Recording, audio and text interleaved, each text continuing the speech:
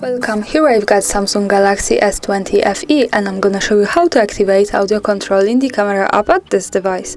So at first we have to tap on the camera button here to open it, and for now we are in the standard photo mode.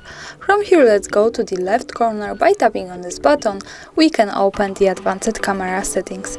Now let's slide a little bit down to the useful features, and here we have to pick shooting methods.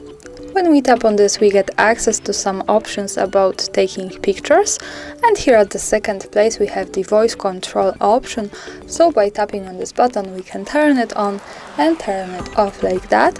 When we have this turn it on, we can take picture without touching the screen by saying some keywords like smile, cheese, capture, shoot. We can also record the video by saying record video. So let me keep this turn it on. Now let's go back to the camera.